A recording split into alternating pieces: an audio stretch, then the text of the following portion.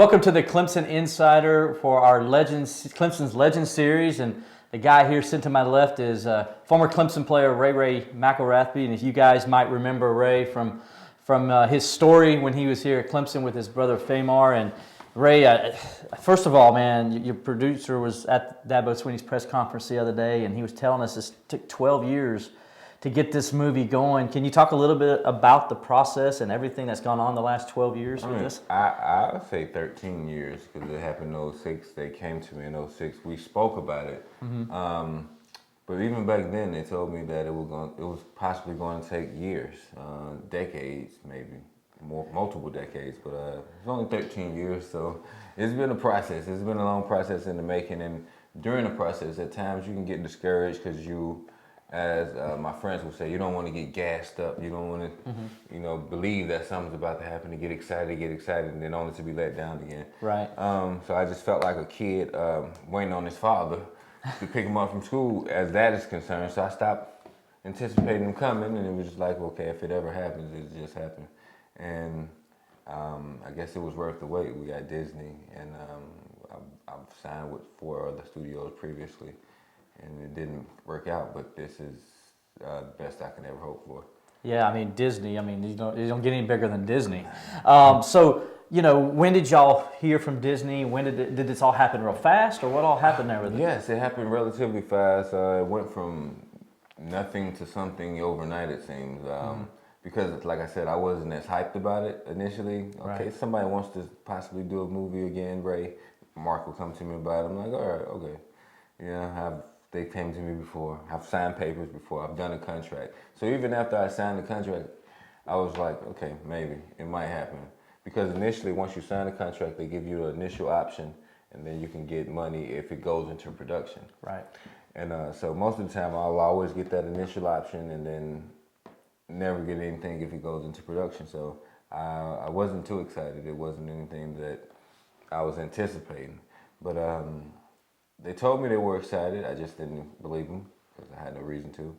And it took off. They once I signed, then they looked for a director. And Reggie Hutland, who's the director of our movie, signed on. And then I kind of got an idea that they were a little bit more serious because they hired other people. And they also hired another writer. So they were putting money into the project. So they gave me some optimism, but it wasn't near the amount of excitement I might have at this current time. So now, what did you do in between after you left Clemson? I know you went to Mars Hill, finished out your playing career, and then what happened after that? After my playing career was over, I tried to pursue the NFL, tried to do that whole dream thing. Didn't work out for me, apparently. I'm not in the NFL. But I worked with my trainer, whose name is Tony Villani. He has a company out in Florida called Extreme Performance Enhancement. I did that for a little while, and I've always been a personal trainer. And I moved to California. I was doing campaign work. Okay. I was working on the Obama campaign, doing voter registration and voter education drives. Okay. I did that for a little while. Actually, I still continue to do that on contract. Most of the work I do is on contract, and most recently I was doing personal training and working at this place called Hopics, which is a homeless outreach program in Los Angeles. And I was a family response team specialist, and so I work with families on things like eviction prevention, rapid rehousing, emergency housing, things like that. Just trying to help everybody out, get through their situation, crisis is what we call it. Yeah.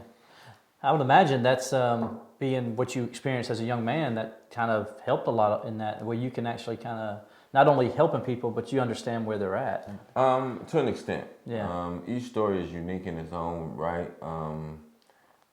You try not to take a uniform thought process to it because you can sometimes get clouded based on, because not everyone that comes in who says they needs help actually needs help. Gotcha. Some people are just kind of trying to use the system more so, but we weren't necessarily focused on those people. We were focused on people that had the extreme needs. And so, but me, with my background, it was a good thing and bad thing as well, because I get too emotional, I get too empathetic, too sympathetic, I get too much of that, and to the point where I'm too involved which is not the greatest thing for my career.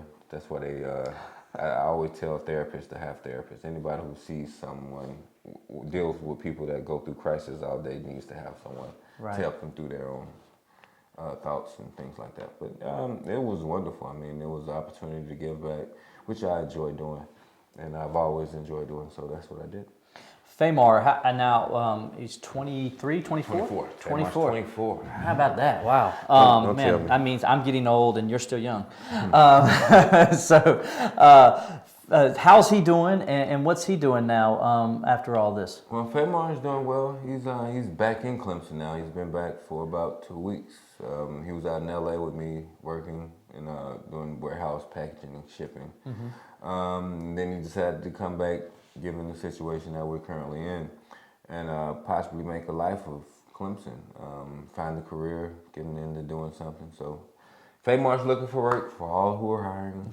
Y'all hear it out there. Feel free to hit him up on Facebook, his Instagram. Just type in Famar McElrathbey. If you can't find him, send me any kind of opportunities that you may or may not have, and I'll forward them on to him. Yes, we're trying to get him in the best situation possible, along with myself, and just excited about that. So just all the opportunities that come with everything that's happening. When it all started back in 06 and you took your brother on, which, I mean, man, trust me, that's an amazing thing.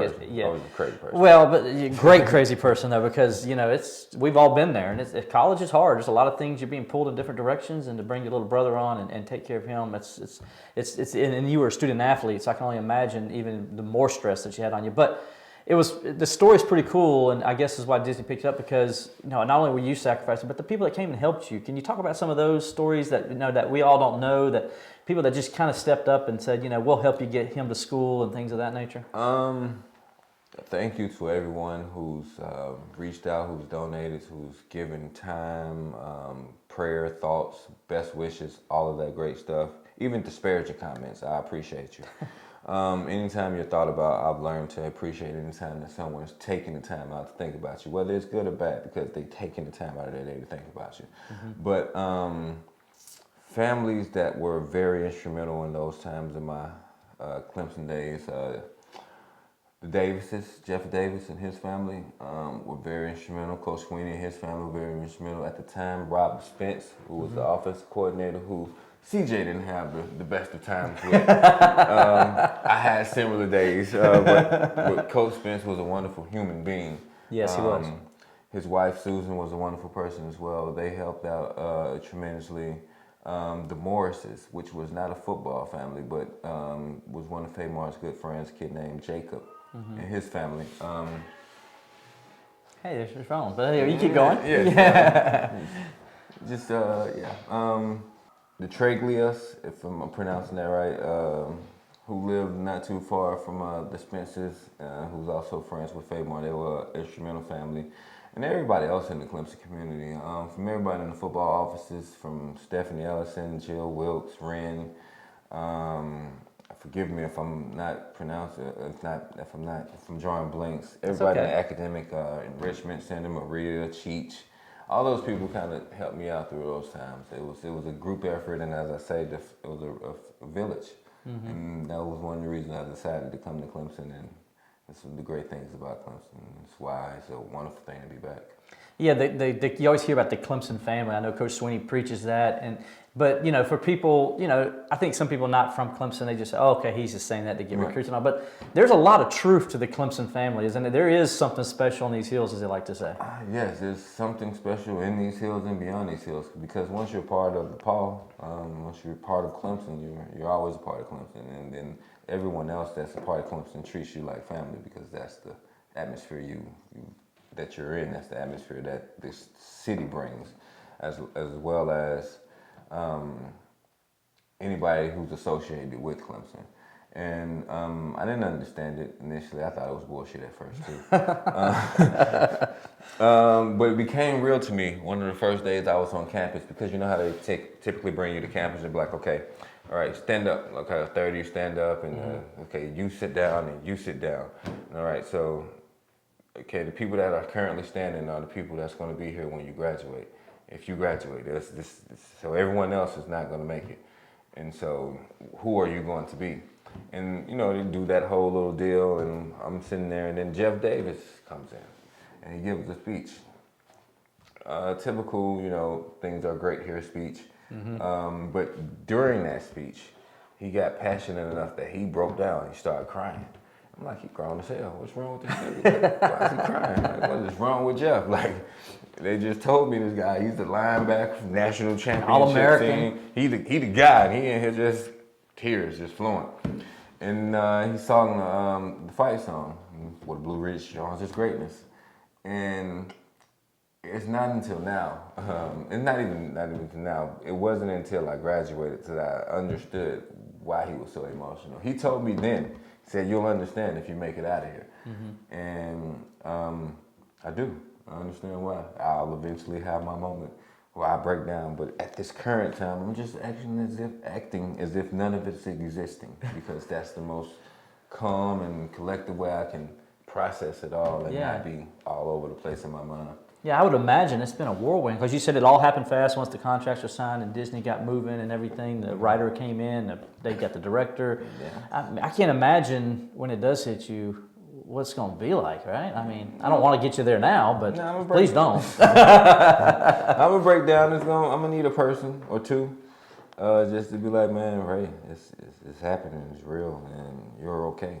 And I always knew I would be okay, but I never knew it would be this. I had no clue. Yeah. So tomorrow they're gonna. First of all, I see you're wearing your orange on Friday. That's. Yes. I'm sure all the Clemson people are noticing. I want to let them know today is Friday, so he's representing like he's supposed to. Yes. Tomorrow they're gonna reenact running down the hill. They're gonna do all that.